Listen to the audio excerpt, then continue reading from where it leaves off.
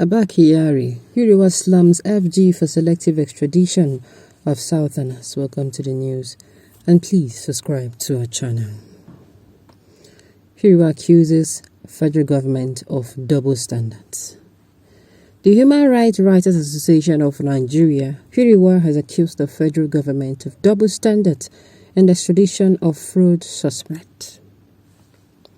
The civil society group national coordinator Emmanuel Omobiko in a statement accused the federal government of shielding suspended Deputy Commissioner of Police DCP Abba Kyari from extradition to the United States for a year since he was named by the American investigators as an accomplice in an international fraud and money laundering scheme of an international scammer, Abba, popularly called Hush Puppy. The group said that the Nigerian government has extradited other Nigerians, particularly those from the southern region of the country, who were similarly involved in the alleged scams in the United States. Huriwa condemned the federal government's alleged nepotistic and selective extradition of Southerners whilst Abba Kyari cools off in Nigeria despite that he has been declared wanted by the Federal Bureau of Investigation, FBI, in the United States for over a year.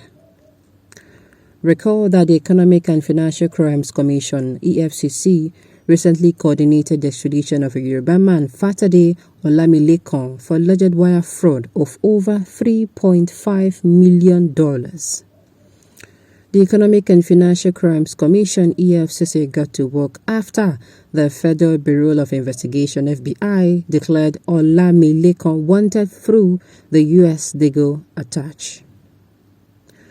In April 2022, the Economic and Financial Crimes Commission coordinated the extradition of a wire fraud suspect and the Yoruba man Adedumola Gbadegisan to the United States over a $148,000 scam. Also, in May, another Nigerian from the southeast geopolitical zone, Chibundu Anebunwa, was extradited to the United States over his alleged involvement in a multi-million-dollar business email compromise scam.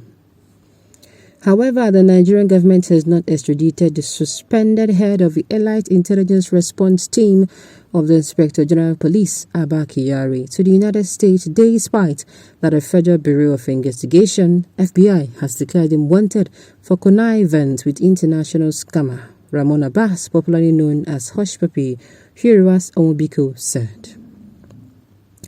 The police had suspended Kyari last year and set up a probe, but the recommendation of the panel have not seen the light of the day, even after 1 year. While on suspension and awaiting the outcome of an internal probe, the National Drug Law Enforcement Agency in February accused Kyari of involvement in a drug trafficking conspiracy. The agency further released video evidence to nail Kyari, but the suspended DCB has not been extradited to the United States, but has been remanded at the Kuje prison in Abuja.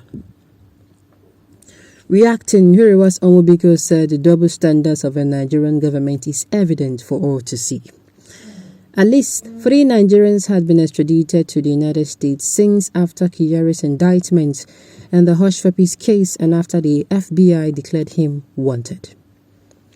However, the Attorney General of the Federation and Minister of Justice Abubakar Malami's son, the Minister of Police Affairs Mohammed Dingyadi, the Inspector General of Police Baba Usman, among others, have been allegedly shielding Kyari from extradition, obviously because he is a Northern Muslim like themselves.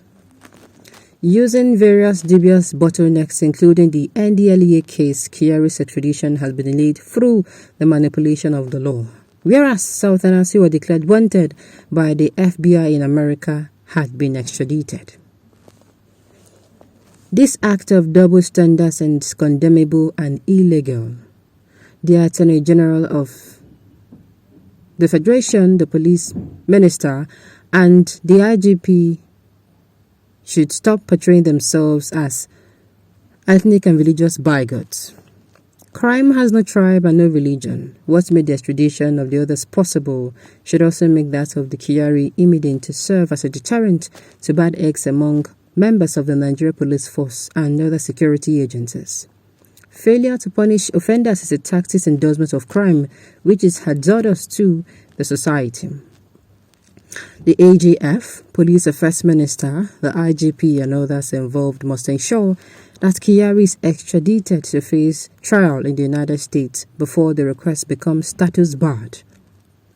Huriwa frowns upon any cover-up. Kyari must be prosecuted in the United States. He must not be shielded the way the office of the AGF has failed to reasonably prosecute any Boko Haram suspect. My dear, I've said it before. The people in power, sincerely, in the history of Nigeria, since when I know something, the history of Nigeria, even though they don't allow us, make we even say our history, make we know our history. So in the history of Nigeria, the only administration that has divided the country among ethnic lines, among religious lines, it is this administration. They don't care. They brutally cause any crack on the holes that is causing any ethno-religious crisis that is happening now. They are the cause. They are the ones. Tell me, they practice this kind of law that it is not the same. The law is definitely not the same. If a crime is committed in the South, believe you me that the way the matter is going to be handled is going to be totally different if that particular law is committed in the North. And it is not the way to go. Just like they say here, if somebody committed an offense, if your child misbehaves and you do not discipline your child will misbehave again. But if your child misbehave, you discipline him. If he wants to do it next time, he will remember how he was disciplined. The same thing with crime. By the time other people go and do this thing, they go say, no, they don't. If you do this thing, they go catch us. And they catch us, then go do, and no deal. But when somebody has come out, committed a crime, nothing happened. Then go say, after all, the one way person do, they never even prosecute them for it. Make we do, nothing go happen. That is it. You give people that, you give criminals that positivism that say they go commit crime and nothing go happen. That is it. And it is not supposed to be so. That is why people are even screaming about this Muslim ticket, because the aftermath and the consequences of that is going to be very, very grave. Very grave, I tell you. Okay. Honestly, I cannot understand why our southern leaders are so docile to a weighty issue like this. It is glaring the high level of the opportunistic tendencies of this Fulani-dominated government. I tell you. That is the area I'm always shocked about. I ask that our southern leaders that hopeless and foolish, my dear. I don't know. If you see them, I ask them by myself. Okay, on this note, we have come to the end of the news. We say thank you for tuning in to listen. Until I